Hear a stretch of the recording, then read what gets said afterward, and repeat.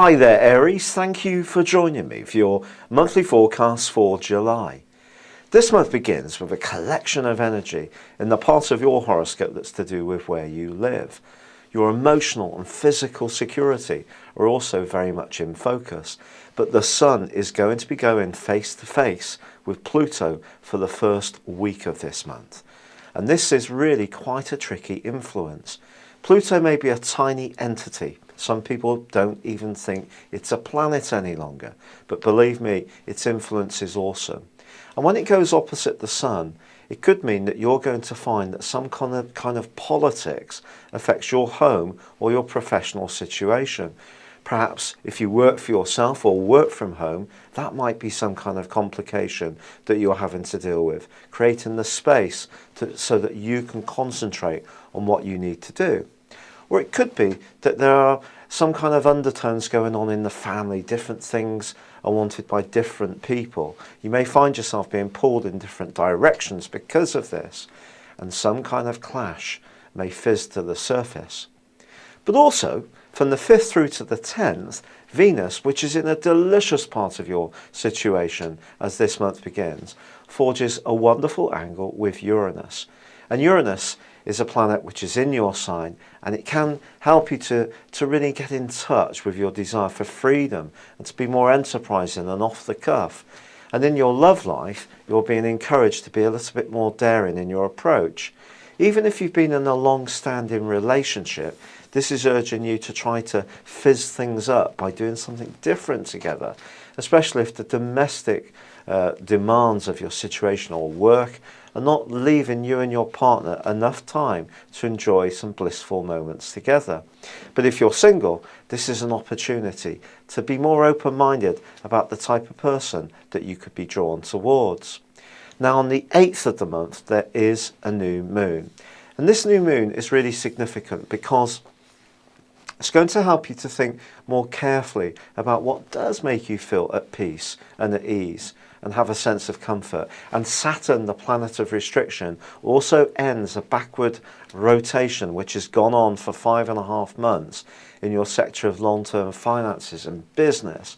And that's going to leverage a little bit of pressure off of you. Now on the 14th, your ruler Mars is going to be moving into this homey zone that these other planets were occupying. And for the last couple of weeks of this month, it's going to be going side by side with Jupiter.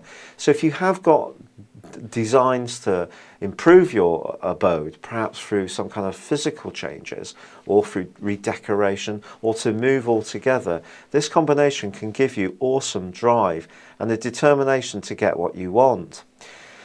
However, there is a more playful potential that comes in because Mercury finally ends a backward rotation in the middle of the month, and that can help you to let a sigh of relief out because it probably has been mangling your message at times and making you feel a little bit inward, reflective, and perhaps at times a little bit worrisome. But on the 22nd, the Sun moves, but there is also straight away a full moon, I beg your pardon, which occurs in Aquarius. But the Sun moving into Leo is fantastic for you. It's going to join up with Venus, not exactly in this sign, and give you a little bit of a boost, and you can feel more energized, more attractive, and more go-getting. The problem is, Aries, that Mars and Jupiter are then going to go face to face with Pluto themselves towards the end of this month. Now, one of the things that can happen when Jupiter and Pluto go opposite is there can be a sense of hubris. You may feel that nothing is beyond you, and if you are looking to buy a new property or move into somewhere that's grander, your hopes could get the better of you in terms of what you can physically afford. So you need to keep your feet on the ground, and nor, if you do have some kind of gain, get too boastful about it because it could create a lot of jealousy and resentment. But Mars going opposite Pluto suggests that once more there could be some kind of push or pull which is going on between your work or your home life. Perhaps if you're finding it difficult to find a job which really does bring in enough money to sustain things at home, that points towards this. On the other hand, it could be that you're so busy at work that there's not enough time for people at home, and someone could complain about it, and quite loudly at that.